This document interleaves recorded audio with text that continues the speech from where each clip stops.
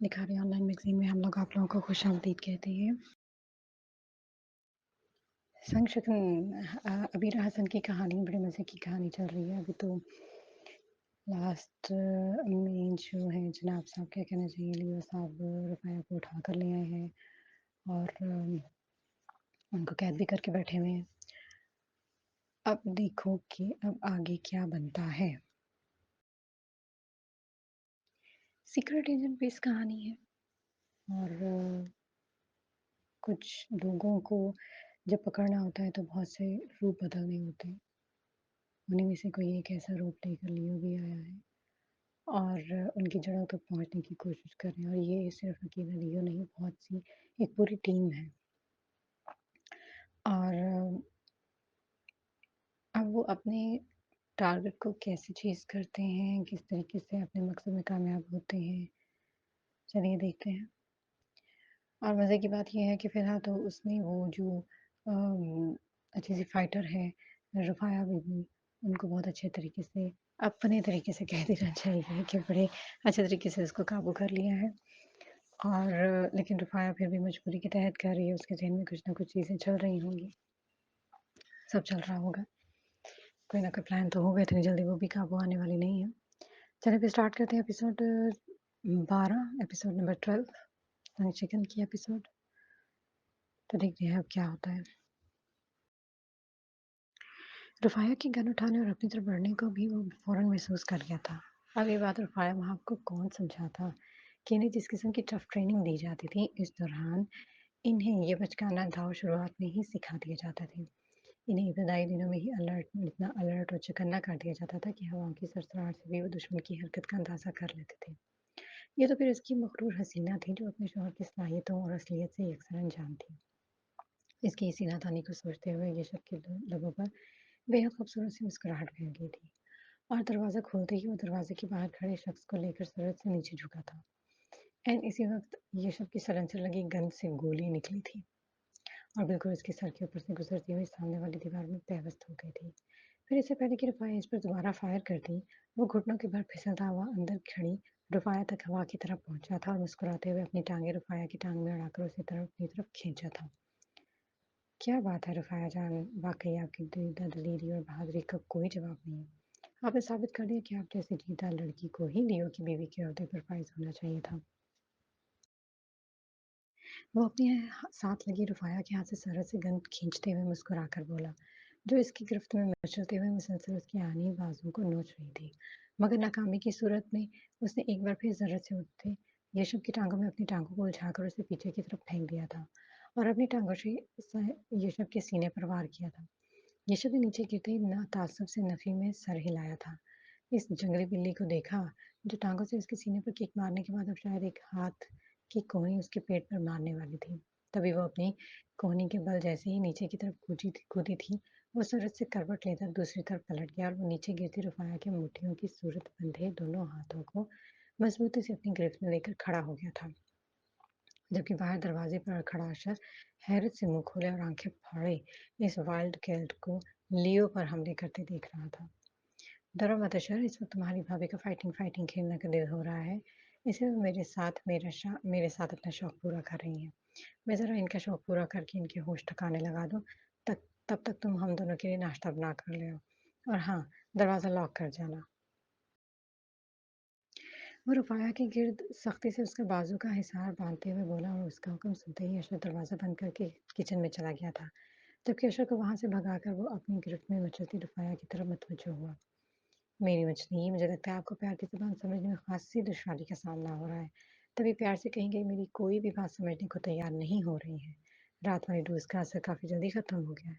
या शायद अभी, लेकिन कोई बात नहीं, अभी मैं आपको प्यार से नहीं समझाऊँगा। अब मैं आपको अपने अंदाज़ में समझाऊँगा। उसने ये कहने के साथ ही अपनी मज़बूत गिरफ्त में जकड़े रुफ़ाया के दोनों हाथों को कमर की तरफ मरोड़ कर इसे दोबारा बेड पर फेंक दिया और खुद उसकी चलती टाँगों को मज़बूती से थाम कर इसके ऊपर झुक गया था। मैं तो सोच रहा था कि रात से अब तक आपके होश ठिकाने पर आ चुके होंगे, मगर अफ़सोस मैं गलत था, क्योंकि मैं आपको बहुत प्यार से डील कर रहा हूँ, इसलिए आप मेरी मोहब्बत का ख़ासा नाजायज़ फ़ायदा उठा रही हैं। बट एक बात याद रखिएगा स्वीटहार्ट, जितनी जल्दी से आपको चाह सकता हूँ, उतनी ही अच्छी तरह आपकी बदतमीज़ियों के जवाब में आपका मुँह भी तोड़ सकता हूँ। क्या करने जा रही थी आप? मुझे गोली मारेंगी? लगता है आपने अंकल जमाल की खातिर ऐन जवानी में बेवा होने का शौक चढ़ाया है आपको। मगर अफ़सोस, आपकी और आपके जमाल अंकल की ये हसरत कभी पूरी नहीं होने दूँगा। अपने जीते जी आपको खुद से अलग तो नहीं होने दूँगा। सोचा था कि आपको यहाँ से भेजकर कुछ दिन आपको सुकून के मुयस्सर करवाए जाएँगे, लेकिन शायद आपको सुकून से रहना पसंद नहीं है। ओके, कोई बात नहीं। अब आप कहीं नहीं जाएँगी। मेरे साथ इसी घर में रहेंगी ताकि आपके होश-हवास अच्छी तरह से दुरुस्त कर सकूँ। आपके ढीले हुए स्क्रूज़ टाइट करके अब हिले हुए दिमाग की फिटिंग ठीक करनी पड़ेगी। साथ ही आपको ये बात भी अच्छी तरह समझाऊँगा कि एक समझदार औरत को कभी भी किसी मर्द पर हाथ उठाना नहीं चाहिए और ना ही उसे खुद से बदला लेने पर उकसाना चाहिए। वो इसके कान में सरगोशी करता हुआ बोला नहीं बल्कि गुर्राया था। फिर रुफ़ाया के मुँह पर अपना मज़बूत हाथ जमाते हुए इसके अगले जारहाना इक़दाम ने हकीकतन रुफ़ाया की साँसें भी रोक दी थीं। ऋषभ का मज़बूत हाथ सख्ती से रुफ़ाया के मुँह पर जमा हुआ था, तभी उसकी चीख गले में घुट-कर रह गई थी और रुफ़ाया की आँखों से बेइख्तियार आँसू गिरने लगे थे। एक बार फिर वो वहशी के सामने बेबस होकर शिद्दतों से रोने लगी थी। और फिर पूरे 1 घंटे बाद जब अशर ने उनके बेडरूम के दरवाज़े पर नॉक किया तो वो ऋषभ के उठकर दरवाज़ा खोल दिया था। ऋषभ ने ही उसे कॉल करके नाश्ता रूम में लाने को कहा था, तभी वो पूरे घंटे बाद नाश्ता बनाकर लाया था। लेकिन फिर भी वो अंदर रूम में आने से हिचकिचा रहा था। क्या हुआ, यहाँ पत्थर की मूरत बने क्यों खड़े हो? अंदर आ जाओ। ऋषभ ने मुस्कुराहट रोकते हुए उसे अंदर बुलाया। ऋषभ कम अज़ कम अशर से इतनी समझदारी की उम्मीद नहीं कर सकता था।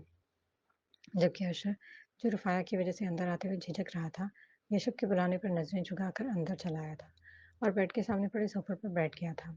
रूफ़ी, आकर नाश्ता कर लें। खुशनसीब हैं आप जो अशर ने आपके लिए अपने हाथों से नाश्ता बनाया, वरना हमें तो ये जनाब नाश्ते के नाम पर बस चाय पर टरखा देते हैं। ऋषभ की खूबसूरत मुस्कुराती आवाज़ सुनकर रुफ़ाया ने हैरत से सर उठाकर इस बेहरूपिये को देखा। इस वक़्त अशर के सामने चहक कर बोलते हुए ऋषभ का ये रूप, इस जंगली ऋषभ से बिल्कुल मुख्तलिफ था, जिसे रुफ़ाया 1 घंटे से बर्दाश्त कर रही थी। उसने रात की तरह अब भी रुफ़ाया को अपने जारहाने तर्ज़-ए-अमल से सहमा कर रख दिया था। अगर अशर ने कहा था कि वो रुफ़ाया के होश ठिकाने लगा सकता, तो वाक़ई उसने अपना कहा मनोहन पूरा कर दिया था। 1 घंटे के अंदर उसने रुफ़ाया के होश-हवास को मुकम्मल दुरुस्त कर दिया था। रुफ़ाया उसे सहम कर रह गई थी और उसे दूर-दूर से देखकर किसी खूबसूरत चिड़िया की तरह बेड के कोने पर टिकी हुई थी। कहने को तो वो रुफ़ाया से इश्क का दावेदार था, मगर इसके बावजूद इसका हर अमल अपने आप में शदीद जारहियत, दीवानगी और जुनून लिए हुए था, जिसके सामने रुफ़ाया की बहादुरी भी काम नहीं कर रही थी। अशर के रूम में आने से पहले यशब के ऑर्डर पर रुफ़ाया ने अपना उलझा बिखरा हुलिया ठीक करके अपने गीले बाल भी सुलझा लिए थे और एक तरफ पड़ा हुआ दुपट्टा भी बाकायदगी से सर पर ले लिया था।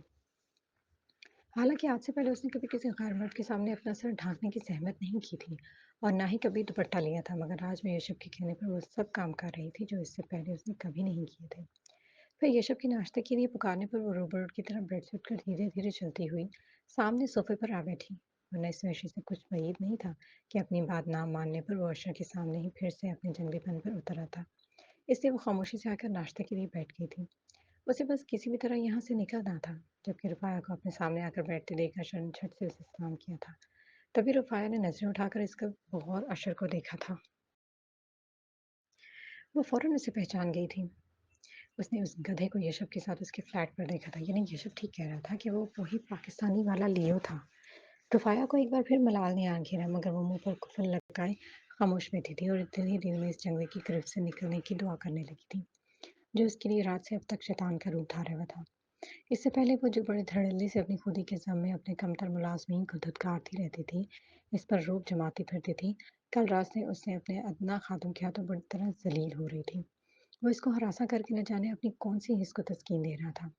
शायद ये वो बदला था, जिसका वादा इस अदना से ग़ुलाम ने खुद से इस वक़्त किया था, जब हयात में वो रुफ़ाया के हाथों रोज़ ज़िल्लत उठाता था। अब वही सारी ज़िल्लत वो सूद समेत रुफ़ाया को वापस दे रहा था। ये वही हदीद नासिर था जिसे वो बड़े आराम से अपने पाँव के नीचे दबा कर रखती थी। उसे बिना झिझक मारना और मार पड़वाना इसका पसंदीदा मशग़ला बनता जा रहा था। मगर कल रात से इस अदना खातून ने उसे वाक़ई अच्छी तरह से समझा दिया था कि औरत चाहे कितनी भी बहादुर और दलेर क्यों ना हो, कभी भी मर्द की ताकत का मुकाबला नहीं कर सकती। वो यशब अज़लान भट्ट, जो रुफ़ाया का शौहर था, जिसे खुद उसने अपने लिए चुना था। उसने बस एक रात में ही रुफ़ाया महब का वो ग़रूर अपने पैरों तले रौंद कर चकनाचूर करके रख दिया था, जो रुफ़ाया को अपने दी रुफ़ाया महब होने पर मान था। जवाब से बचने की जल्दबाजी में उसने अपने लिए गलत शख्स चुन लिया था और अब वो बुरी तरह इस शख्स की कैद में फंस गई थी। मगर इसने सोच लिया था कि वो बाहर जाते ही सामने बैठे इस गधे के चुंगल से निकलकर भाग जाएगी और फिर सारी सच्चाई अपने डैड को बताकर यशब जैसे वहशी दरिंदे से जान छुड़ा लेगी। इसके बाद डैड इस बदशक्ल जमाल के साथ शादी की सवाल से जो भी सजा देते वो रुफ़ाया बखुशी कबूल कर लेते। इसे कोई अफ़सोस नहीं होता। वो यशब के हुक्म के मुताबिक हरगिज़ ना तो पाकिस्तान जाना चाहती थी और ना ही इस जैसे वहशी शख़्स के साथ मज़ीद रहना चाहती थी, जो पहली बार में ही इसके साथ बुरे तरीके से पेश आया था। वो शख़्स जो कल तक रुफ़ाया महाब के दिल की धड़कनों में बसता था, एक ही रात में अपने जंगलियों वाले तर्ज़ अमल की वज़ह से वो उसके दिल से बुरी तरह उतर गया था। वो अपने बेपनाह खूबसूरत शौहर येशब इस्लाम भट्ट का चेहरा भी अब दोबारा नहीं देखना चाहती थी और जल्द से जल्द इसकी गिरफ्त से निकलना चाहती थी। तब भी खामोशी से उसकी हर बात मानती जा रही थी, मगर इसकी ये फरमान बरदारी देखकर येशब के होंठों पर मुस्कुराहट दूर नहीं हो रही थी। अशर, ऐसा है कि तुम्हारी भाभी तो जाने से मना कर रही है। कह रही है कि पाकिस्तान में इनका मेरे बिना दिल नहीं लगेगा। ये यहीं मेरे साथ रहने पर बज़िद हैं, तो तुम इन्हें यहीं छोड़ दो। मैं देखता हूँ कि कब वो लब खींच कर मुस्कुराहट दबाते हुए अरशद से कह ही रहा था कि वो तड़प कर इसकी बात काटते हुए बीच में बोल उठी थी। नहीं, नहीं, मैं जाने को तैयार हूँ, प्लीज़, तुम तो मुझे भेज दो। वो बौखलाकर जल्दी से बोली थी और अरशद ने नासमझी से बारी-बारी इन दोनों को देखा था। Are you sure? वो चाय का कप सिप लेता हुआ बोला। हाँ, हाँ, हाँ, मैं जाने को तैयार हूँ। वो नज़रें चुराते हुए हाथ में मौजूद ब्रेड का कोना दाँतों में तोड़ती हुई बोली।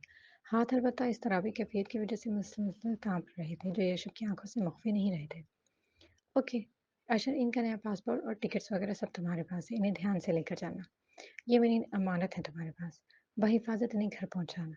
मैं भी बस कुछ ही दिनों में पहुँच जाऊँगा। वो बग़ौर रुफ़ाया के चेहरे के सपाट तासुरात देखते हुए बोल रहा था, मगर इसकी आखिरी बात सुनकर रुफ़ाया के चेहरे के ज़ाविये बिगड़ने लगे थे। तभी वो एक बार फिर ज़ेरे-लब मुस्कुराने लगा था। फिर नाश्ते से फ़ारिग होते ही रूम से सबसे पहले बाहर निकलने वाली रुफ़ाया थी। जाने से पहले उसने एक नज़र भी यशब पर नहीं डाली थी, जबकि अशर यशब के गले लगता हुआ इससे अलविदाई कलिमात कहकर बाहर निकल गया था। वो अशर के साथ उसकी गाड़ी में आकर बैठी थी। यशब उन्हें छोड़ने नीचे तक आया था। रुफ़ाया की धीमी आवाज़ में कुछ हदायत देने के साथ ही उसने रुफ़ाया को एक छोटा-सा काले रंग का बैग भी थमा दिया था, कि वही रकम थी जो रुफ़ाया ने निकाह वाले दिन यशब को अपनी मदद की एवज़ दी थी। ये ना ये निकाह आपके लिए एक सौदा था, रुफ़ाया यशब, मगर मैंने आपको अपने दिल की मुकम्मल रज़ामंदी से अपनाया था। ये वो तमाम रकम है जो आपने मुझे उस दिन दी थी। वो रुफ़ाया की खूबसूरत आँखों में देखता हुआ बोला, जो रात भर के रत जगे और रोने के बायस सुर्ख़ होकर सोच रही थी। यशब का दिल एक बार इसकी इन खूबसूरत झील-सी आँखों को देखकर डगमगाया था। इसका दिल चाहा था कि वो इन खूबसूरत आँखों के सारे आंसू अपने लबों से चूम ले। उसके दिल के सारे दर्द मिटाकर रुफ़ाया के खूबसूरत होठों को मुस्कुराहट से आशना कर दे। मगर फ़िलहाल वो अपने दिल की चाहत को पूरा नहीं कर सकता था। तभी ये गहरी साँस खींचते हुए अपनी निगाहों का ज़ाविया बदल गया था। जबकि रुपाया अपने आंसू पीती हुई वो छोटा-सा बैग थामे हुए गाड़ी का दरवाज़ा खोलकर बैठ गई थी। इसका दिल रात से दर्द का पका हुआ फोड़ा बन चुका था। आँखें रात से आंसुओं का समंदर बन चुकी थी। वो गाड़ी की पिछली सीट पर बैठी थी। इसके बैठते ही यशर ने गाड़ी स्टार्ट कर दी थी। यशब अब भी बाहर ही खड़ा था, मगर रुफ़ाया ने एक नज़र भी इस पर नहीं डाली थी। उसने यशब का दिया हुआ पैसों का बैग भी लापरवाही से साइड पर डाल दिया था। गाड़ी एयरपोर्ट की जानिब गामज़न थी, मगर इसका दिल सख्त बेचैन हो रहा था। इसे पाकिस्तान नहीं बल्कि वापस अपने घर अल हयात पहुंचना था, लेकिन वो अपने सामने इस मौजूद गधे की आंखों में धूल झोंक कर वो इस चलती गाड़ी से कैसे निकलती। अशमौत के फरिश्ते की तरह इसके सर पर सवार था। वो अपनी आंखें साफ करके चलती गाड़ी से बाहर के नज़ारे में गुम यही सोच रही थी कि वो किस तरह इस गाड़ी से निकलकर भागे, मगर इसे कोई भी तरीका नहीं सूझ रहा था। इसका फ़ोन भी न जाने कहाँ था, वरना वो हरम या फिर अपने बॉडीगार्ड्स को ही कॉल करके इनसे मदद ले लेती। मगर वो इसकी मदद कैसे करते? वो तो रात भी इसे अकेले बेयार और मददगार छोड़कर चले गए थे। तभी इस यशब अस्नान बर्ड को अपनी असलियत दिखाने का मौका मिल गया था। कल रात से अब तक वो खुद को जितना सख्त बेबस महसूस कर रही थी, इतना मजबूर और बेबस तो उसने खुद को शायद अपनी पूरी ज़िंदगी में महसूस नहीं किया था। अभी गाड़ी में बैठने से पहले ही अशर ने उसे सख्ती से वार्निंग भी दे डाली थी कि अगर वो शराफत के साथ अशर के साथ पाकिस्तान चली जाएगी तो वो उसे कुछ नहीं कहेगा, लेकिन अगर उसने किसी भी किस्म की चालाकी करने की कोशिश की तो वो इसका ऐसा हशर करेगा कि रुफ़ाया उसके नाम से भी पनाह मांगेगी। वो शख्स वाकई जंगली और वहशी था। वो इसके जंगलीपन के मुजाहिरे रात से अच्छी तरह से देख रही थी और सुबह भी यशब ने उसके साथ जो जवारना रवैया अपनाया था, उसने भी रुफ़ाया को इस तरह से पूरी तरह से खौफज़दा कर दिया था। आगे भी वो अगर अपनी किसी गलती के बाद इस जंगली शख्स के हाथे चढ़ जाती, तो वो इसका जो हाल करता उसे सोचकर इस वक्त भी रुफ़ाया के रोंगटे खड़े होने लगे थे। तभी उसने झुरझुरी से लेकर एक चोर नज़र अपनी सीट पर बैठे अशरफ पर डाली, जो पूरी यकसुई के साथ ड्राइविंग कर रहा था। वो इसे रोबोटिक अंदाज में ड्राइव करते देखकर दोबारा से बाहर देखने लगी। सोचो ने एक बार फिर उसके ज़हन को अपने कब्ज़े में ले लिया था। कल रात से यशब ने उसका इस कदर दिल दुखा दिया था कि वो जो पहले उसे तस्वीर में मुखातिब करते हुए घंटों इससे गायबाना बातें किया करती थी, अपने फ़ोन में मौजूद यशब की पिक्स को पहरों वालाना अंदाज में तकती रहती थी। इसके हसीन चेहरे पर वारी सदके होती थी। अब कल रात से रुफ़ाया को इसी हसीन और जमील चेहरे को देखना दुनिया का मुश्किल तरीन काम लग रहा था। ये जब कल रात से इसके साथ जिस वहशियाना अंदाज में पेश आया था, उसने रुफ़ाया के दिल को तोड़कर टुकड़ों में बिखेर दिया था। उसने क्या सोचा था और वो क्या निकला था? न जाने उसके कितने रूप थे। वो असल में कौन था? क्या यशब हसनान बट ही उसकी असल पहचान था? या वो वाक़ई लियो था, एक छोटा-मोटा चोर जो पैसे के लिए किडनैपिंग और चोरियाँ करता था? या फिर वो इसका सूडानी मुलाज़िम हदीब नासिर था? आखिर कौन था वो शख्स? रुफ़ाया को यशब की मशकूक शख्सियत ने उलझा कर रख दिया था। सोचों के ताने-बाने बुनते हुए उसने हारे हुए अंदाज में सर सीट की पुश्त से लगाकर आंखें मूंद ली थी और अपनी ज़िंदगी में आए इस बदलाव के बारे में सोचने लगी थी। एक बार फिर गुजरे दिनों के मनाज़िर उसकी बंद आँखों के पर्दे पर लहराने लगे थे। 1 महीने पहले जब वो इस शख्स से पाकिस्तान में जमाल के बंगले में मिली थी। वो सर से पाँव तक कंफर्टर में खुद को लपेटे अपने बिस्तर पर दराज मीठी नींद के मज़े ले रही थी कि इसके मोबाइल की चिंगारती हुई बेल ने उसे हड़बड़ाकर नींद से जागने पर मजबूर कर दिया था। उफ़! कौन है इतनी सुबह-सुबह? पहले इस मनहूस कार्ड ने दिमाग ख़राब किया था और अब इस फ़ोन वाले ने सारी नींद बर्बाद करके रख दी। वो बड़बड़ाती हुई साइड टेबल पर पड़ा फ़ोन उठाकर देखने लगी थी। फ़ोन स्क्रीन पर बड़े-बड़े लफ्ज़ों में डैड लिखा नाम पढ़ते ही इसकी नींद लम्हों में भग से उड़ गई थी। महाब यासिर अमेरिका से उसे कॉल कर रहे थे, यानी तभी उसने जल्दी से कॉल पिक करके मोबाइल कान से लगा लिया था। अस्सलाम वालेकुम, कैफ़ हालक डैड? वो अपनी जगह से उठकर बैठती हुई बोली, वालेकुम अस्सलाम, मेरे हाल को छोड़ो, तुम मुझे ये बताओ कि वहाँ क्या चल रहा है रूफ़ी? ये सब मैं क्या सुन रहा हूँ? किसने हमला किया तुम्हारे साथियों और गार्ड्स पर क्लब में? इतना बड़ा हादसा हो गया और तुमने मुझे कॉल भी नहीं की। अगर गार्ड्स मुझे कॉल करके सारी बात ना बताते तो मैं कुछ जान ही ना पाता। बताओ मुझे कौन था वो शख्स, जिसने गार्ड्स की मौजूदगी के बावजूद तुमसे बदतमीज़ी करने की कोशिश की? क्या तुम जानती हो इसे? डैड की गुस्सीली आवाज़ सुनकर एक उसने गहरा सांस भर कर रह गई थी। एक तो वैसे ही रात को इस स्टूपिड हादसे के बाद खासी लेट होटल पहुंची थी, जहां इसके सिक्योरिटी गार्ड इससे पहले पहुंच चुके थे। उन्होंने होटल की इंतजामिया को पूरी बात बताकर पुलिस को भी कॉल कर दिया था और रफ़ाया हरम की गुमशुदगी के बारे में पुलिस को बता दिया था। बात आम शहरी की होती तो पुलिस भी इतनी जल्दी कोई एक्शन नहीं लेती, मगर यहाँ मामला मुल्क में आई 2 गैर मुल्की टूरिस्ट्स का था, जो शहर के इस मशहूर होटल में आकर रुकी थी। होटल के मैनेजर ने गार्ड्स की कंप्लेंट करते ही पुलिस को इस मामले में इन्वॉल्व कर लिया था। पुलिस को होटल पहुंचते कुछ देर ही हुई थी कि रिसेप्शन से रुफ़ाया को होटल में दाखिल होता देखा होटल मैनेजर और पुलिस समेत इन चारों गार्ड्स ने सुकून की सांस ली थी, वरना महाविया सरी ने सूली पर चढ़ा देते। जबकि रुफ़ाया इन चारों को देखते ही बड़ी खुटी थी। वो तन-फन करती हुई इनके पास पहुंची थी और उसने मिनट भर में ही इन चारों को जॉब से फारिग करके अपनी शक्लें गुम करने का ऑर्डर दे दिया था। उसे ऐसे बॉडीगार्ड्स का अचार नहीं डालना था जिनकी मौजूदगी के बावजूद कोई इसे और हरम को उनकी नाक के नीचे से निकाल कर ले गया था। फिर उसने होटल के मैनेजर के सिवा पुलिस को भी वही बताया था जो लियो ने उससे कहा था, यानी वो और हरम गलती से किडनैप हुई थी। पुलिस को अपना बयान देकर वो इनके पेचीदा तरीन सवालों के जवाब देने के बाद रुफ़ाया ने इन्हें होटल से बहुत मुश्किल से चलता किया था। इन्हीं सब चक्करों की वजह से वो और हरम रात को खासी लेट सोई थी और अब डैड की इस तफ्तीश पर वो शदीद कोफ्त का शिकार हुई थी। चलें जी, अब फ़िलहाल इसको यहीं पर ही रोकते हैं और अब देखते हैं कि अब आगे क्या होता है। रुफ़ाया ऐसा कौन-सा काम करती है, अपने पापा की बात मानकर वापस चली जाती है या कोई और रास्ता निकालती है। वो निकाह वाला क्या सीन है, चलिए इंशाल्लाह नेक्स्ट एपिसोड में इसको देखते हैं। चलें जी, अब फ़िलहाल इसको यहीं पर ही रोकते हैं اور اب دیکھتے ہیں کہ اب آگے کیا ہوتا ہے، رفایہ ایسا کون سا کام کرتی ہے، اپنے بابا کی بات مان کر واپس چلی جاتی ہیں یا کوئی اور راستہ نکالتی ہے، وہ نکاح والا کیا سین ہے، چلیں انشاءاللہ نیکسٹ ایپیسوڈ میں اس کو دیکھتے ہیں۔ ہمارے چینل کو لائک اور سبسکرائب ضرور کیجیے گا، اور ہمیں اپنی قیمتی آراء ضرور بتائیے گا، انشاءاللہ انتظار رہے گا۔ جو ملتے ہیں نیکسٹ ایپیسوڈ میں، اللہ حافظ۔